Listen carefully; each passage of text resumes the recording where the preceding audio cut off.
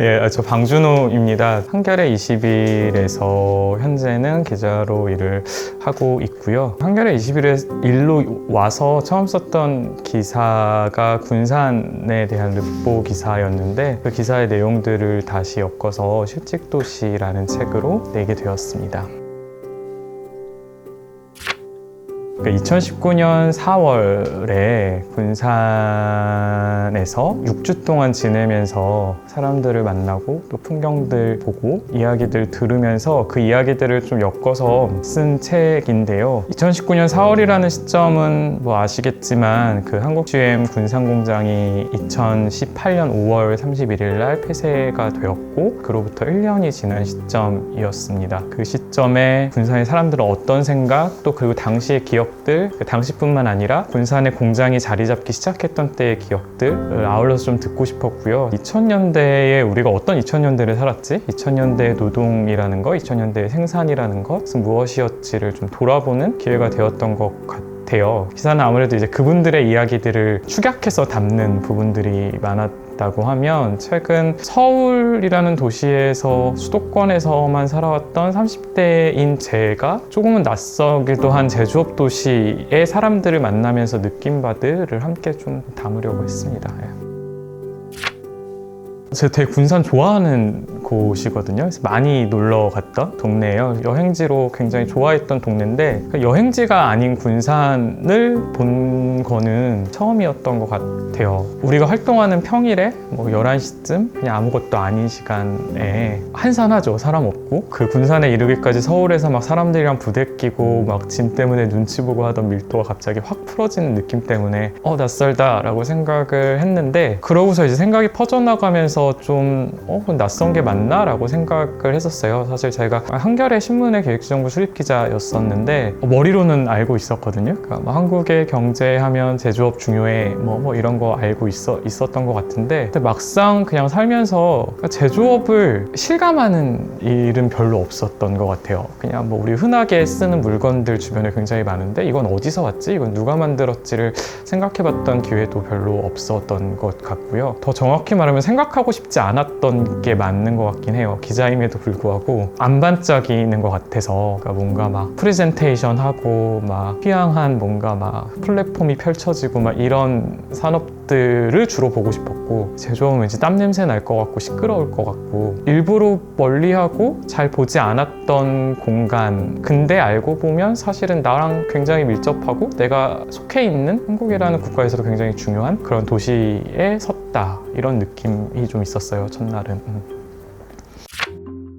토박이들한테 계속 물어봤거든요. 어떤 동네냐고. 그냥 뭐 되게 묵묵한 할아버지 같은 동네다 뭐 이런 표현을 해주신 분도 계셨어요. 어려움이 닥쳤을 때 막 이렇게 목소리를 높이고 이런 분위기가 아니라 묵묵히 버티는 그런 느낌인 것 같다라는 거를 어떤 토박이분은 말씀해 주신 분도 있었고 군산이라는 동네 도시 자체가 서울처럼 뭔가 땅의 가치가 귀하다고 여겨져 부수고 새로 짓는 동네가 아니다 보니 한때는 막 이제 대한제국의 항구로서 뭐 수탈의 기지라고 하지만 아무튼 굉장히 번성했던 항구였고 그리고 또 한때는 막 6.25 때는 이제 공군기지가 있는 동네였고 또 한때는 이제 산업도시로서 제조업 도시로서 갑자기 막 이제 혈항을 겪은 도시기도 했고 근데 그 풍경들이 그냥 다 이렇게 버스를 타고 가다 보면 보이거든요. 일제강점기 때의 모습, 6.25 때의 모습, 개발연대의 모습, 신자유주의 시기의 모습 그리고 그 이후의 모습들까지 되게 차곡차곡 다채롭게 그냥 남아있는 동네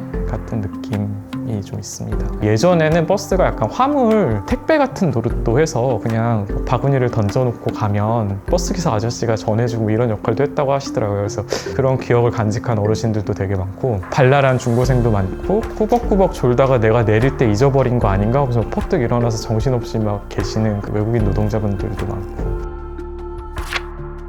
조선소 노동자들 같은 경우에는 뭐 2000년대 중반 이후로 거의 대부분이 이제 비정규직 노동자로 채워졌고 조선소의 비정규직이라고 하면 사실은 자동차 산업의 비정규직과는 또 다르게 전국 각지의 조선소들을 돌아다니시면서 일하시는 물량팀이나 그런 노동자분들이 굉장히 많으시잖아요. 노동이 이동을 결정하는구나라는 게 사실 조선소를 보면 되게 많이 느껴지는데 산업단지 주변의 원룸촌은 거의 이제 조선소 노동자들 사람들의 공간이 되었고, 현대중공업 군산조선소 같은 경우도 80% 정도가 비정규직 노동자로 채워져 있었고, 수로 따지면 거의 5,000명 가까운 노동자였기 때문에 그분들이 이제 동네를 형성하게 되고, 그분들의 삶의 방식에 맞춘 여러 가지 시설들과 뭐 이런 것들이 채워지게 되고, 자동차 같은 경우는 사실 당시에는 비정규직 협력업체에 다닌다고 해도 이 자동차 공장에 다니다가 저 자동차 공장으로 옮겨 다니고 이런 정도의 일은 아니어서, 자동차 노동자들은 비정규직이라고 해도 안정적인 주거 환경에 계시기는 했었는데, 최근에 다시 군산에 가서 여쭤보니 보통 이제 협력업체가 아무래도 GM이다 보니까 부평에 본사를 두고 협력업체도 이제 따라서 군산에 지점을 둔 경우들이 많아서, 협력업체들이 문을 닫으면서 부평으로 옮겨가신 분들도 계시고 그냥 문을 닫고 없어진 경우도 있고 뭐 이래서 많이들 떠나셨다고 하시더라고요. 관계가 멀어진다는 게 뭐지? 라는 생각을 주신 분들이 되게 많았어요. 그러니까 이 일이 뭐고 산업이 뭐지? 라고 했을 때 그 안에서 뭔가 뭐 돈 잘 벌리는 거 되게 중요하긴 한데, 그 안에 쌓았던 관계들이 되게 중요했던 사람들이 많았거든요. 정순철 님은 GM에서 실직을 겪으시고 치킨집을 차리셨는데, 한 명, 두 명씩 이제 같이 GM 공장에서 일했던 분들이 전환 배치를 받아서 다른 지역으로 이동을 하게 되거든요. 그 이동하는 날 이제 와가지고 밤새 기다려주다가 이제 영업 마치고 나서 막 얘기하다가 막 엉엉 붙들고 울고 뭐 이랬던 얘기들을 하세요. 그래 놓고서 그럼 뭐해 뭐 이렇게 말씀하시긴 하시거든요. 그리고 이제 연락은 서서히 또 끊어지겠죠. 그러니까 뭔가 한 공간에서 같이 일을 했던 사람들의 관계들이 멀어지는 거이기도 하구나, 공장이 문을 닫는 게 라는 느낌들이 좀 있었어요.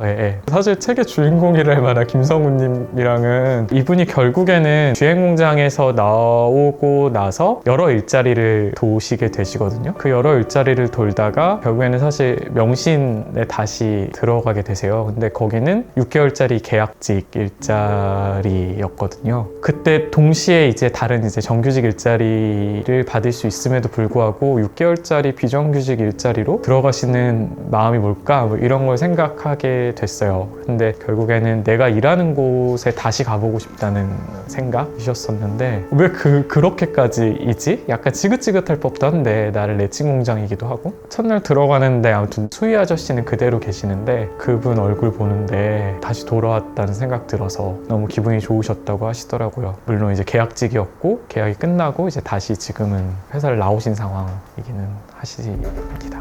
새로 그냥 깨닫게 되는 것들이 되게 많았는데, 책에 있는 박철수님이 되게 덩치가 크신 분이신데 본인이 요양보호사를 되게 하고 싶어 하셨거든요. 강의도 받고, 원래 한국 GM에 다닐 때도 봉사활동하는 걸 되게 좋아하셔가지고 이 일은 내가 잘할 수 있는 일 같은데? 라고 생각을 하시다가 어느 순간에 약간 이제 안 되겠지? 라고 얘기를 하시는 거예요. 그러니까 그 안 되겠지라는 말씀에 뭐가 있냐면, 그러니까 저는 모든 전환에서는, 그러니까 저는 전환이 필요 없다라고 생각하진 않아요. 그러니까 어쨌든 전환이 이루어지고 그 안에서 사람이 어쩔 수 없이 구조조정 되는 것도 어쩔 수 없다라고 생각하는데, 더 중요한 건 그러고 나서 어디에 갈 건지인 것 같아요. 그러니까 이게 우리는 사회에 어쨌든 그걸 바텀라인이라고 해야 될까? 아무튼 어떤 선들이 있는데, 그러니까 이 일은 좋은 일이고 이 일은 나쁜 일이야 라고 얘기하는 것들이 있잖아요. 그런 세상에 서면 전환하기 너무 어려울 것 같거든요. 당연히 좋은 일에서 나쁜 일로 가는 것이 전환이고 구조조정이라고 여겨질 것 같아요. 근데 요양보호사 되게 좋은 일이잖아요. 근데 임금 수준, 처우, 사회적인 인식은 그렇지 않은 상황에서 이미 네가 가지고 있었던 능력과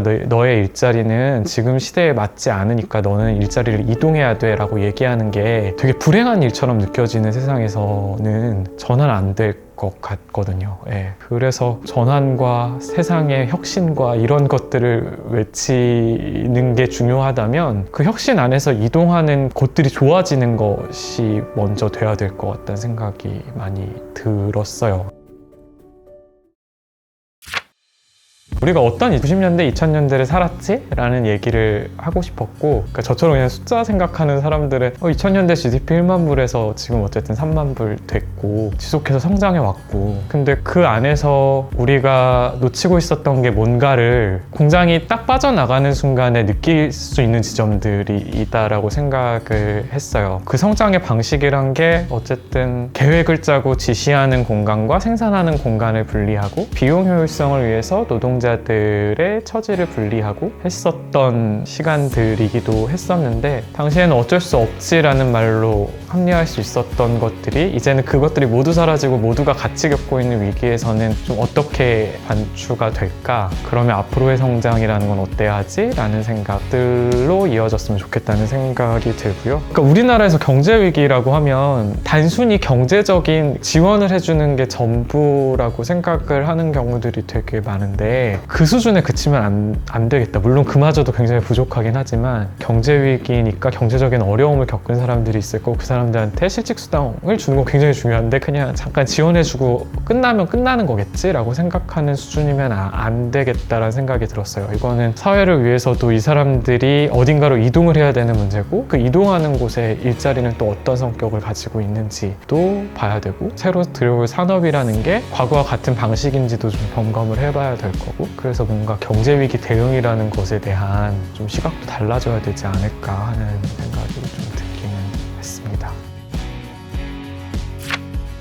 군산분들은 되게 익숙한 얘기네라고 생각을 하실 것 같기도 하고 그렇지 않으신 분들이라면 일단은 사실은 남의 이야기에 관심이 있으신 분들이신 것 같아서 그래서 사실은 더 드릴 말씀이 없기는 해요. 그냥 관심이면 되게 감사할 것 같다는 생각? 예전에 불안정성이라는 거는 그냥 어떤 구조 아래서 내 지위가 되게 불안정한 거였는데 지금 구조가 약간 흔들리는 불안정함이라고 하면 나도 언젠가는 갑자기 뭔가를 상실하는 일들을 겪게 될 것 같아요. 그게 크든 작든 근데 그런 순간에 누가 내 얘기를 들어주고 있다는 게 좀 큰 위로가 될 수 있지 않을까 하는 생각이 들고 그런 마음으로 관심을 가져주셔서 되게 고마운 그런 분들이시라는 생각이 드네요.